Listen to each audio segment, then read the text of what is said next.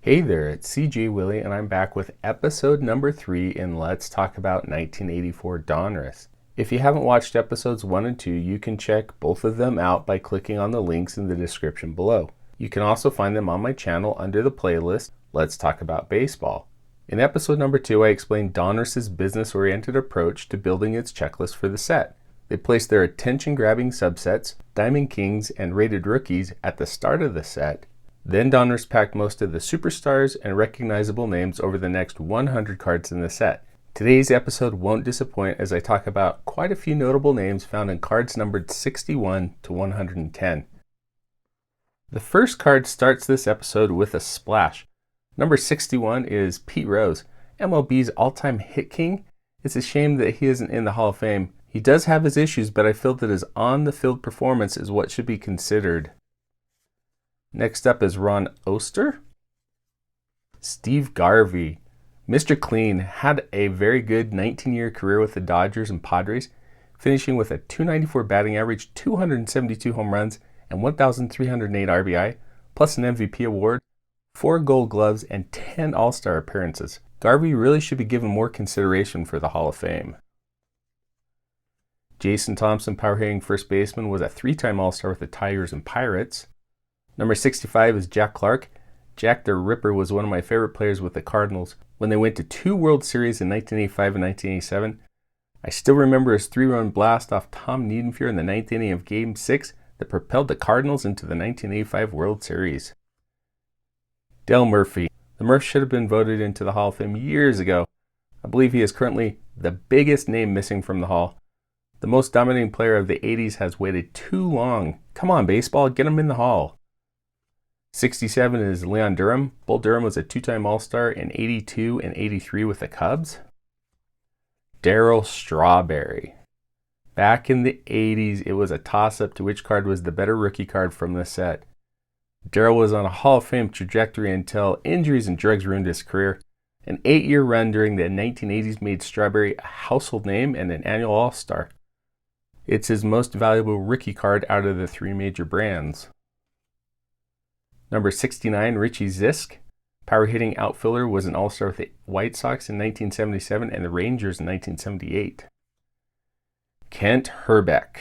Herbie hit a grand slam off Ken Daly in the 6th inning, put the Twins ahead, and sinked my Cardinals in the 1987 World Series.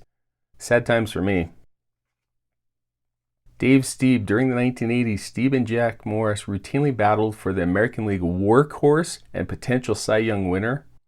If it weren't for injuries during the later part of his career, Steve may have been in the Hall alongside Morris. Ken Schrom. He is an All-Star in 86 with the Indians. George Bell. Nicknamed Liberty Bell by his Blue Jay teammates, Bell could never remain consistent regarding the spelling and pronunciation of his first name, whether it was Jorge in his native language or George in English. John Moses. Shout out to Junk Wax Sal.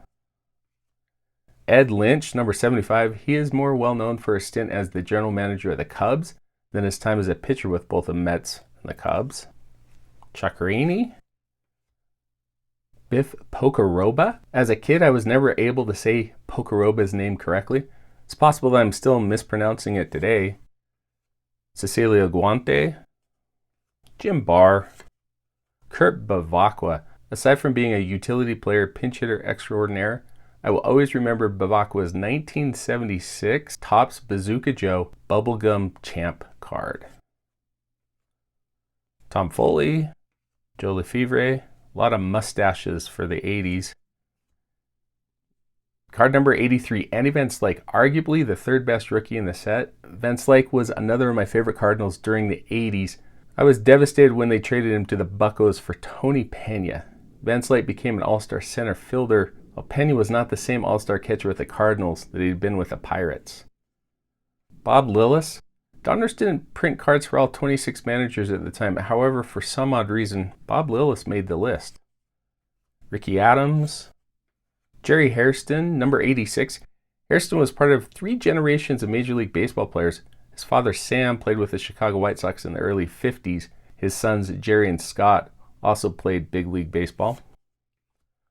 Bob James. He came out of nowhere to have an excellent season in 1987 with 8 wins, a 2.13 ERA, and 32 saves with the White Sox.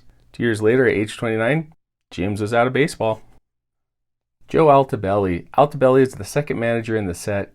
He is the most deserving as he led the '83 Baltimore Orioles to a world championship in his first year as their manager. Ed Romero.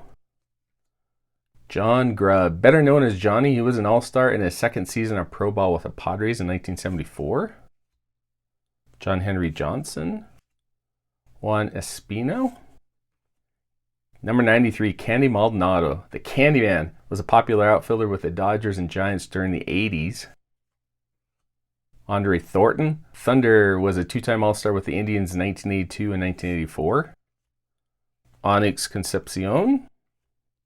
Donnie Hill, or Don Hill, as on his card. Andre Dawson, the Hawk, was voted into the Hall of Fame in 2010.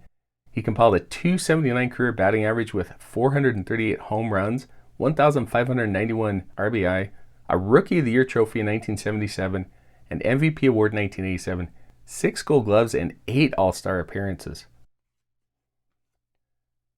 Frank Tanana won 240 games over 21 years, unfortunately pitched for a number of very bad teams, resulting in 236 losses over his career. Kurt Wilkerson, or better known as Curtis. This is the rookie card of Wilkerson. He was a utility infielder during his 11-year career. Larry Gura, number 100. With Topps, this would have been a big name, either superstar or potential Hall of Famer. For Donruss, it's Larry Gura. He was an all-star and finished 6th in the Cy Young Award race in 1980 with the Royals. Dwayne Murphy was a 6-time Gold Glove Award winner in center field with the A's during the 1980s. Tom Brennan. Number 103, Dave Righetti, a reliever and sometime closer. In 1983 as a starting pitcher, Rags won 14 games and pitched a no-hitter against the Red Sox on July 4th. What a way to beat the Yanks' rival by whitewashing them on Independence Day. Even on the back of his card, there's the blurb about that 4-0 no-hitter against the Red Sox. Steve Sax. Saxey was the 1982 National League Rookie of the Year with the Dodgers. He made 5 All-Star appearances with the Dodgers and Yankees during his 14-year career. Dan Petrie, nicknamed Peaches by his teammates. Peach was an All-Star and gained a World Series ring in 1984 with the Detroit Tigers.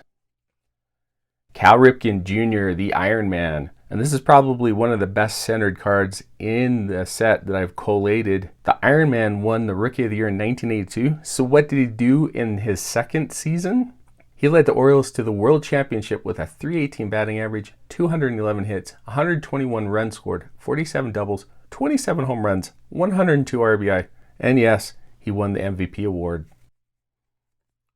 Number 107 is Paul Molitor. The Igniter was inducted into the Hall of Fame in 2004. He finished his career with a .306 batting average, 3,319 hits, 234 home runs, 1,307 RBI, 504 steals, 7 All-Star appearances, and a World Series ring with the 1993 Blue Jays. Fred Lynn had 2 notable achievements in his career. In 1975, he became the only player to win a Rookie of the Year and the MVP award in the same season. And this is something I remember as a kid. In the 1983 All-Star Game, Lynn became the only player to hit a grand slam in an All-Star Game. As a left-handed batter, he hit the famous slam off of a left-handed pitcher, Atlee Hammaker, which made the feat even more impressive. Neil Allen for my St. Louis Cardinals. And rounding out, number 110, Joe Niekro.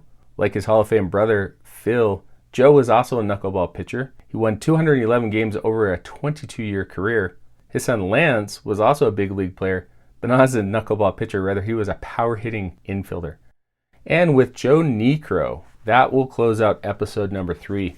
Tune in next time for episode number 4, when I'll talk about 4 more Hall of Famers and a few more All-Star players. Anyway, I hope you enjoyed the video. If you did enjoy it, please click on the thumbs up button and share this episode with your friends. Make sure to subscribe and update the notification icon to catch episode number 4 of Let's Talk About 1984 Donruss. Thanks for watching.